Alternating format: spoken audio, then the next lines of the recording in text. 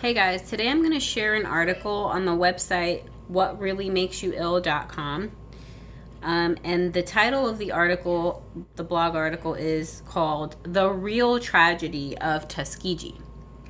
The Tuskegee syphilis experiment that lasted from 1932 until 1972 is often cited as an example of blatant racism displayed by the establishment in general and the medical establishment in particular. It must be emphasized that the purpose of this article is not to deny that racism was an integral part of the attitudes held by those who conducted and condoned the study, which it clearly was. Instead, its purpose is to expose the real nature of the tragedy that occurred. We have demonstrated in a number of our articles, as well as in detail in our book, What Really Makes You Ill, Why Everything You Thought You Knew About Disease is Wrong, that there is no evidence that any germ is the cause of any disease, and that no disease is sexually transmitted, which inevitably includes syphilis. This therefore raises serious questions about the Tuskegee experiment, questions that inspired us to investigate the matter further. The basic premise of the experiment was to study the progress and complications of untreated syphilis in African American men.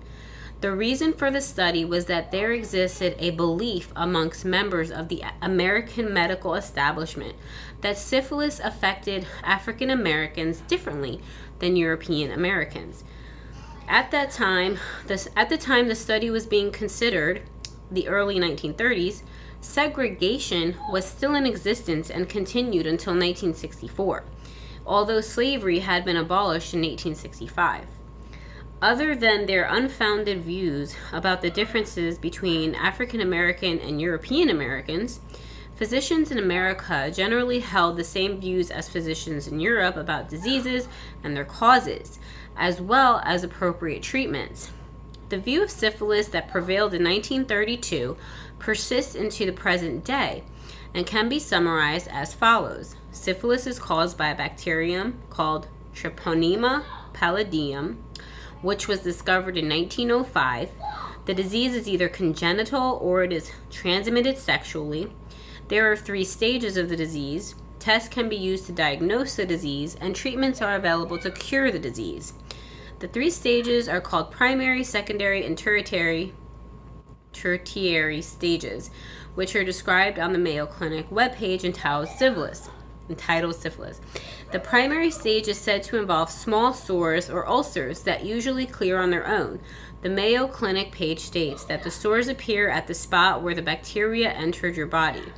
The second stage is claimed to involve symptoms that may include rash, fever, and swollen glands, just to name a few. However, it is claimed that if not treated, this stage can be followed by a latent period in which there are no symptoms, and that this may last for years or may develop into the late tertiary stage. At this latter stage, the disease is claimed to affect a variety of organs, including the brain, nerves, eyes, heart, blood, vessels, liver, bones, and joints. The Mayo Clinic page states that these problems may occur many years after the original untreated infection. The test used to diagnose syphilis in the 1930s was the Wassermann test, which is no longer used. The Mayo Clinic webpage describes the tests that are currently used to diagnose syphilis and states that blood tests can confirm the presence of antibodies that the body uses to fight infection. This is clearly an indirect test, but as we explain in our earlier article about antibodies, as well as in our book, the function of antibodies within the body is completely misunderstood by the medical establishment. The treatment for syphilis used in the 1930s, which will be discussed later in this article, are not the same as those used in 2020, but none of them are actually able to cure any disease. The prevailing beliefs in the early 20th century were that African Americans had a different susceptibility to certain diseases, and that they had a strong sexual impulse. These were mere beliefs that have never been found to have any evidence to support them. Nevertheless, these beliefs were prevalent when the American medical establishment decided to study the rise of syphilis in the early 20th century and to increase their efforts to control it in order to improve public health. This led to increased testing of people in various parts of the country, which in turn led to the discovery that Macon County had a particularly high incidence of positive test results that suggested a high incidence of syphilis. However, as discussed in our book, the Wassermann test was extremely unreliable and could often produce positive test results for a variety of other conditions. A positive test result was clearly not exclusive to syphilis, nor did it provide definitive proof that a person suffered from syphilis. This sounds like the PCR test, doesn't it? In a sense. The efforts of the U.S. Health Department to improve health by providing treatment to people diagnosed with syphilis at that time were severely hampered by the Great Depression, but the lack of funds to administer treatment to everyone found to have the disease provided American physicians with an opportunity to study untreated syphilis. The details of the study and how the 600 men were recruited are discussed in depth by James H. Jones in his book entitled Bad Blood, but these details are not necessary for an understanding of the real problems. The men were divided into two groups, one of which comprised 399 men who were claimed to be syphilitic, and a second group that comprised 201 men who were claimed to be syphilis-free. It should be noted that none of these men were healthy, but their status with respect to syphilis was based on their Wassermann test results. The major criticism of the Tuskegee study is that the men were left untreated, but according to James Jones, the men all received the same treatment in the early days of the study. It was later claimed that the study had been contaminated because the men were partially treated rather than completely untreated. However, the standard treatment for syphilis in the early 1930s involved arsenical compounds known as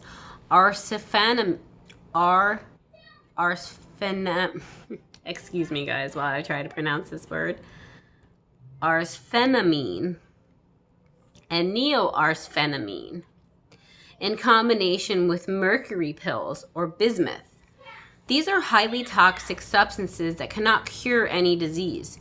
They certainly would have exacerbated the ill health problems with which the men were already suffering. By being denied treatment, the men were in fact spared the adverse health effects that they would have suffered had they received the full doses of the toxic drugs claimed to cure disease. Some of the official criticisms of the study are therefore invalid, but certain criticisms are valid, and these are that the men were not informed of the purposes of the study and that they did not therefore give their informed consent. Another official criticism of the study is that the men remained untreated after the discovery of penicillin in the 1940s and its widespread use for bacterial diseases soon afterwards, and that they were thereby denied the opportunity to be cured.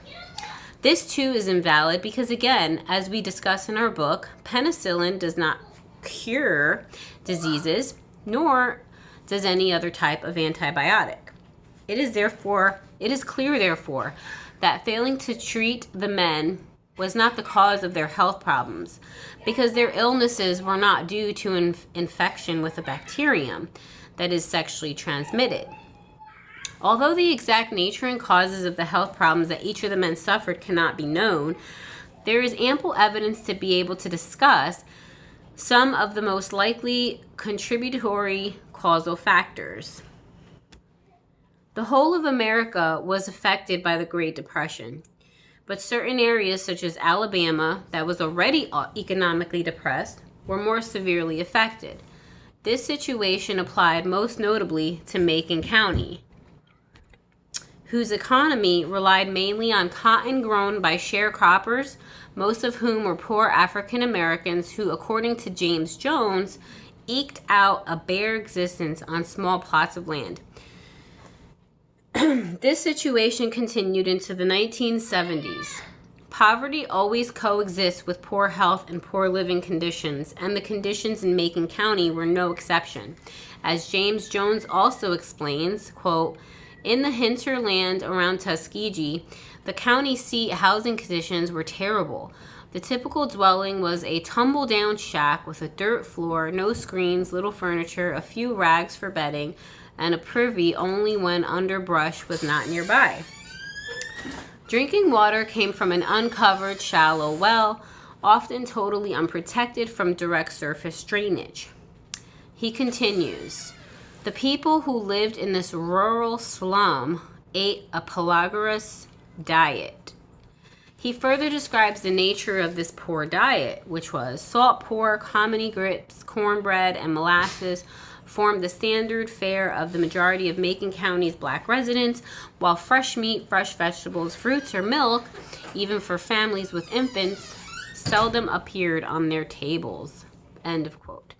Although we would dispute some of the aspects of the good diet described by James Jones, the main point to emphasize is that the poor sharecroppers did not have a nutritious diet, a significant factor that would have contributed to their poor health, as he states. Quote, the health of black people in Macon County was so poor that practically everyone suffered from some illness, end of quote. This point is extremely significant because even though the men in the control group were claimed not to have syphilis, they were almost certainly unhealthy. This point is extremely significant because even though the men in the control group were claimed not to have syphilis, they were almost certainly unhealthy. Another highly significant factor that would have contributed to the men's ill health was the use of pesticides on the cotton crops, especially arsenic-based sprays. According to an article entitled The Development of Cotton from the Old World to Alabama in 1920, quote, Paris green, copper acetoarsenate, used unsuccessfully to control boll weevils in Alabama, calcium arsenate dust became the principal pesticide used on cotton by 1930. Okay, just had to switch locations real quick. Okay, these pesticides are also discussed in an article entitled A is for Arsenic, Pesticides, If You Please, that states, quote, in the early 20th century, enthusiastically supported by the U.S. government, the most popular pesticides were arsenic compounds. How popular? In the year 1929, almost 30 million pounds of lead arsenate and calcium arsenate were spread across the country's fields and orchards. The article adds that, quote, the residues of lead arsenate and calcium arsenate still haunt us, tainting acres of farmland still in use today. Scientists say that a major source of inorganic arsenic in rice from the American Southeast is from pesticide residues seeping from lands once used to raise cotton. During the early 20th century, calcium arsenate was the number one pesticide used by growers to fight the cotton boll weevil. Okay. The sharecroppers were therefore exposed to chemicals that are recognized to be highly toxic. It should be noted that arsenic is known to affect the heart, lungs, skin, kidneys, and liver, which are also some of the main organs that tertiary syphilis is said to affect. Ain't that crazy? Calcium arsenate was replaced by DDT in the late 1940s, but DDT, which is an organochlorine, is far from benign and would certainly have been yet another significant factor in the ongoing health problems suffered by the sharecroppers. A further factor that may have contributed to their health problems are vaccines, especially the smallpox vaccine, which is falsely claimed to have been the reason that smallpox was eradicated, including in America. Eleanor McBean explains the adverse effects of the vaccine in her book entitled Swoon, swine flu expose, in which she states that, quote, many vaccines also cause other diseases besides the one for which they are given.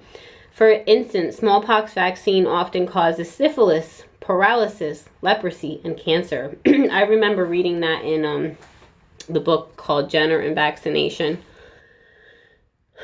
Yep. Smallpox vaccine caused syphilis. It is not stated whether the men in the Tuskegee study were vaccinated against smallpox at any time during its 40-year period, but if they had received vaccines, this would have added to their worsening health problems. It is clear that the men diagnosed with syphilis, as well as those who did not receive that diagnosis, were ill, but it should be equally clear from the foregoing that they were not ill with a disease that was caused by a sexually transmitted infectious bacterium. The poor health of the men who participated in the Tuskegee study can be almost entirely explained by their poor diet, their poor living conditions, and their exposures to highly toxic agricultural chemicals, as well as the initial doses of the highly toxic drugs they received at the beginning of the study. It is abundantly clear, therefore, that their health would not have improved had men received the full treatment, but this does not absolve the physicians who failed to treat them because they failed to help the men be restored to health, which is, after all, the core purpose of a healthcare system. Or at least that is what its core purpose ought to be. The real problem, as we have discussed at length in our book, lies with the fundamental theories on which almost the entirety of modern medicine is based because they are fatally flawed. The Tuskegee syphilis experiment was certainly a tragedy, although, as this article has shown, not for the reasons usually ascribed to it. It is, however, a searing indictment of the medical establishment and its utter failure to be a healthcare system. By adhering to unproven and demonstrably false theories about disease, medicines, and the human body, the medical establishment has failed and continues to fail humanity. The words of Voltaire remain as true in the early 21st century as they were in the 18th century. Quote, doctors are men who prescribe medicines of which they know little to cure diseases of which they know less, and human beings of whom they know nothing. Written by Dawn Lester on October 19, 2020. I love this article. I thought it was a great article, and I wanted to share it. And I just want to say, excuse my hand, I'm in this mom's group on Facebook, and someone asked if your kid was diagnosed with COVID, what were their symptoms? And a few moms, like 4 or 5, responded, and all the children's symptoms were like normal cold symptoms, like fever, cold, runny nose, cough. I mean, I don't know how they can't see through that, but I know why, because they believe that the test diagnoses specific viruses, and there's many different viruses or whatever that cause disease. So, but anyways, yeah. What else did I want to share? Oh, I was listening to this video about on Mises Institute here on YouTube, and they were talking about the UN and eugenics and stuff like that. And I thought, I feel like in terms of vaccination, the eugenic or the depopulation program is actually like, people think that, right, the vaccines are there to help people, to prevent, babies from dying. Well, when obviously it's the opposite. Like, they figure whoever is gullible enough to take the vaccines and not question them, those are the ones that they want gone. Those are the ones whose family lines won't make it. So, but anyways, I just wanted to share that article. Take care.